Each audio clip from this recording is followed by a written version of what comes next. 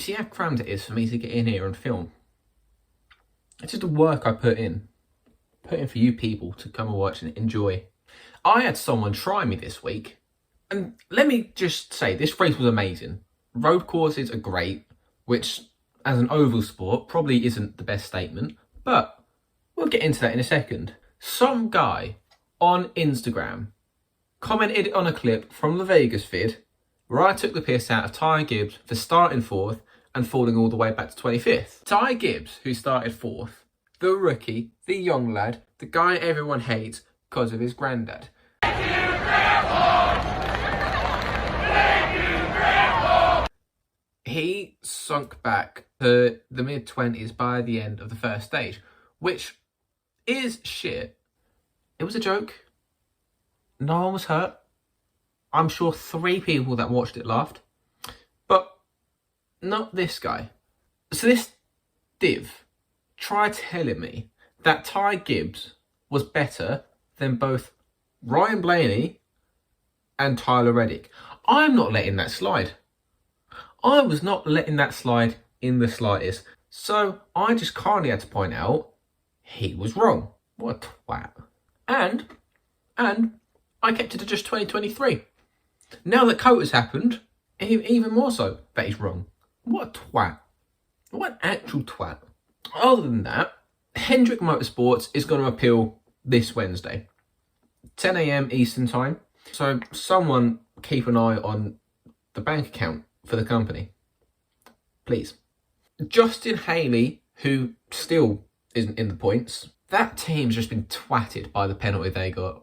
So yeah, Justin Haley, who has a case in protesting this penalty, he gets his next week, as does Denny Hamlin. But it is next week, so we'll get on that after Richmond. Hey Elliot, thank you so much for having me on the show with you. Always a pleasure. So yeah, this weekend we found ourselves in Austin, Texas, Circuit of the Americas.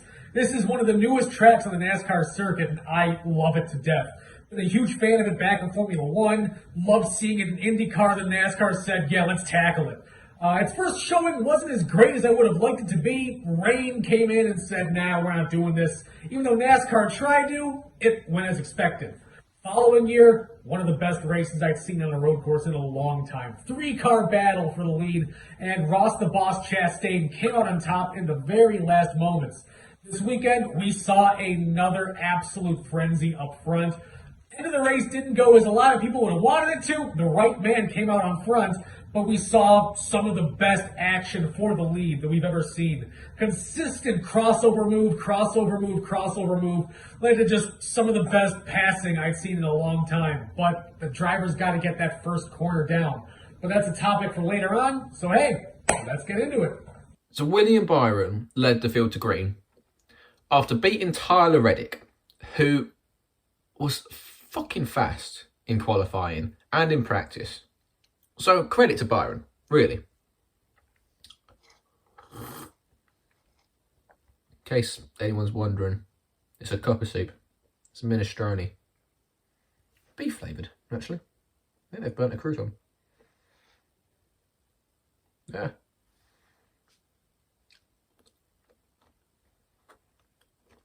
Oh yeah, that was just an oddly made crouton. Anyway, there was a wreck on lap 1, which brought out the caution, taking out Ty Dillon and Jimmy Johnson, who didn't even complete a lap in Circuit of the Americas.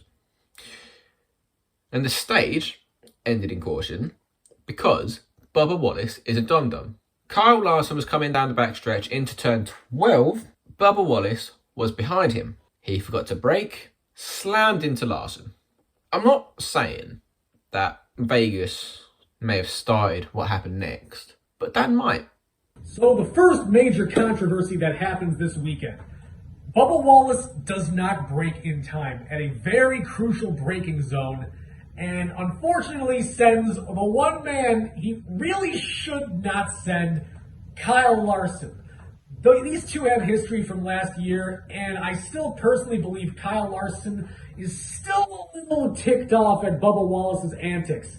So here we are again. Bubba Wallace just sends it completely into the back of Kyle Larson. Bubba is done for the day from that impact, and he's trying to limp around back to the pits so he can do what he has to do.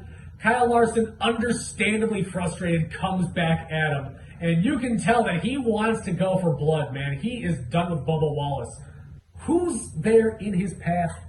Denny Hamlin. Here's the question I want to ask you, and I want your opinions down in the comments. Denny Hamlin holds his line as tightly as possible to Kyle Larson coming out of that corner. Does Denny Hamlin know Kyle Larson is going for his driver, Bubba Wallace, and hold that intentionally? Does he try to actually spin Kyle out to save his own equipment from getting further damage from Kyle's understandable frustration? Was that completely circumstantial or was that intentional? I don't know. I have my opinions, but I want to hear what you guys have to say about that. Just let us know right down below.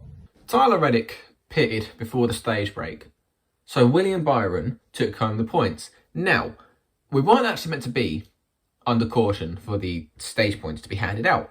Because of this strategy, later on in the race, Tyler Reddick had built up such a gap to William Byron that he was able to pit again and retake the lead. The best guy in the series right now, to quote AJ Allmendinger, and one of the hottest phenomenons right now in Tyler Reddick. Reddick was better on tyres, talent, overall speed, and just better.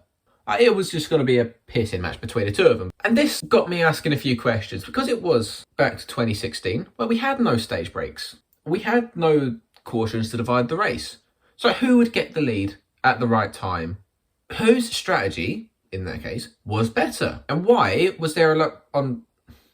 No, that's not supposed to be in there. Tyler Reddick won stage 2, which, like I said, felt weird because he didn't stop. He just kept going. And I did just say that it's the closest we've ever been to 2016. Good, clean racing until 10 to go. Christopher Bell was the other Toyota which was running well in this field. He spun in turn 9 because the track was covered in dirt. But NASCAR just let it slide.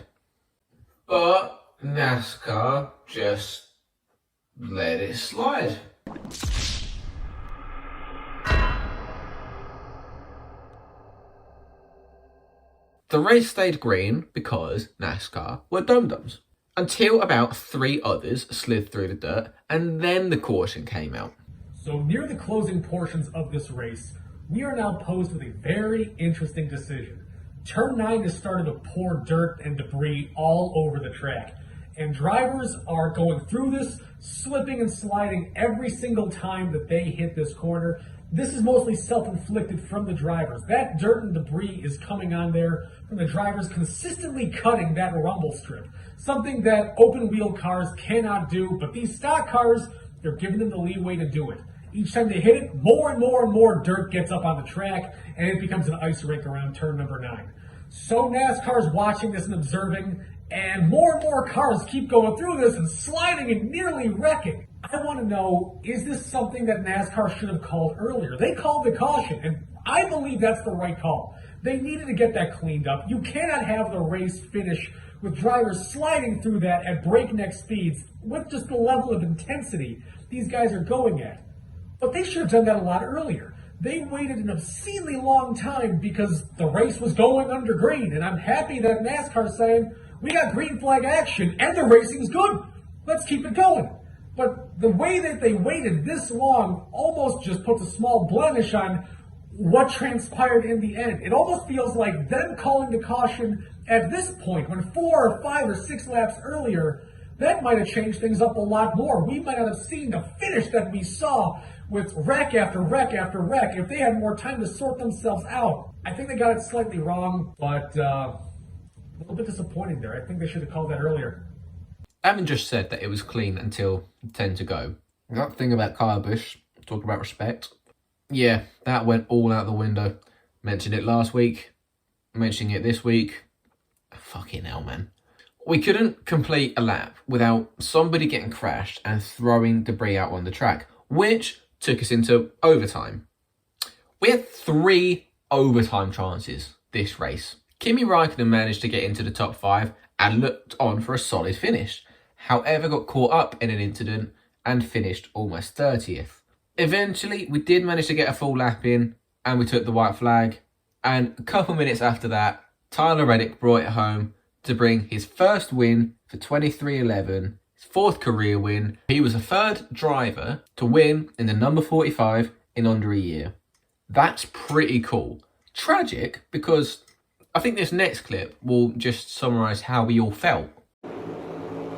It's amazing, 23-11, and how fast we're growing and how much we're doing together. It's forward together on this program, and it brings me a little bit to be choked up.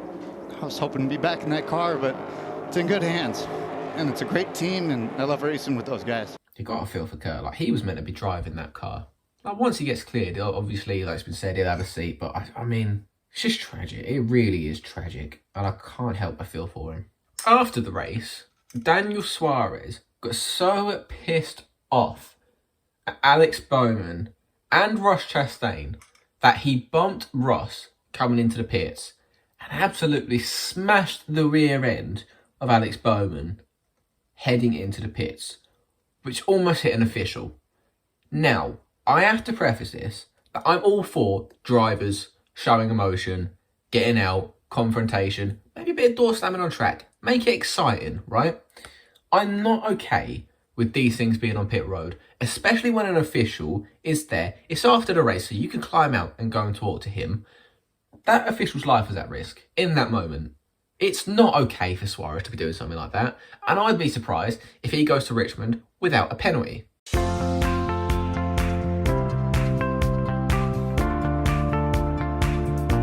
So we're on to this new segment of Dan's Strong Opinions. So what strong opinions do I have this week?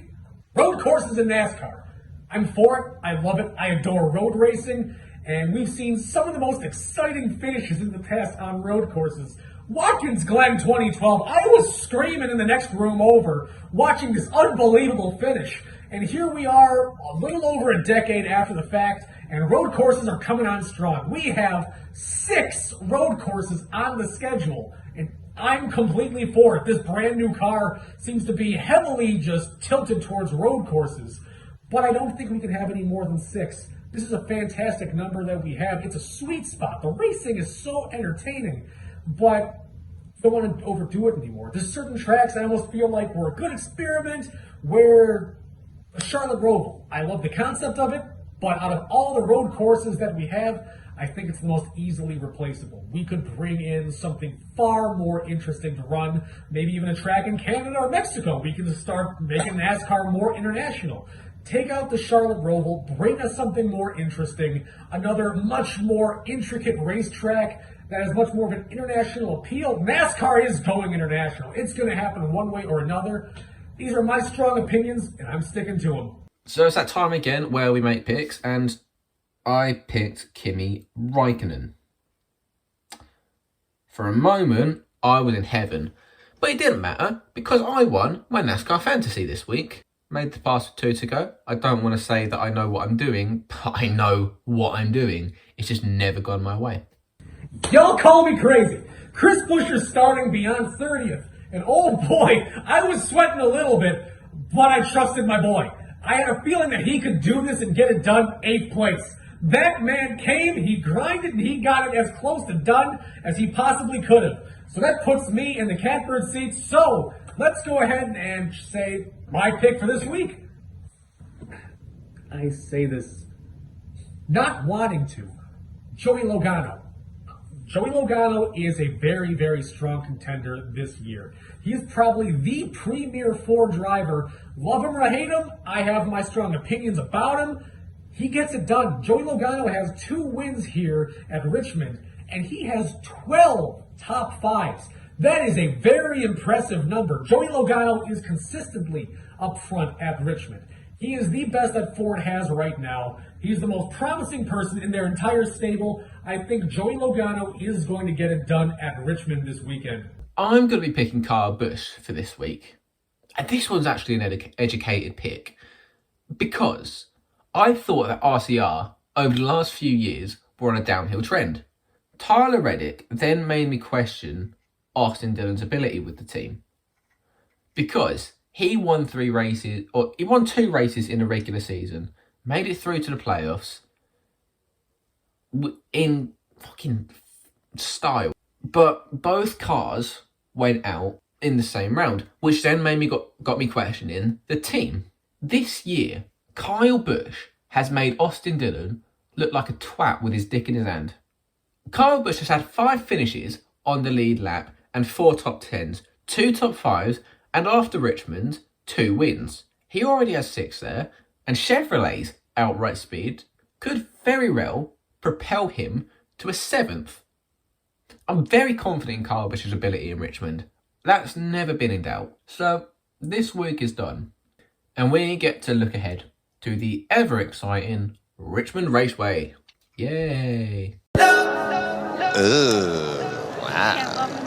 And once again, that wraps us up for this week. And I hate getting to this point because I'm so excited about just the days prior and the races watched, and so fun.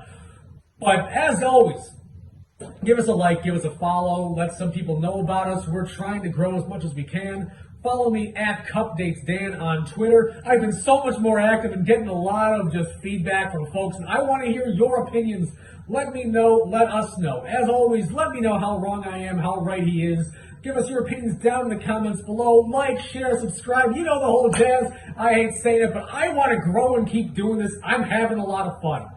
So, as always, thank you guys so much for joining us. Always a pleasure. And as always, you guys have a good night. Cheers.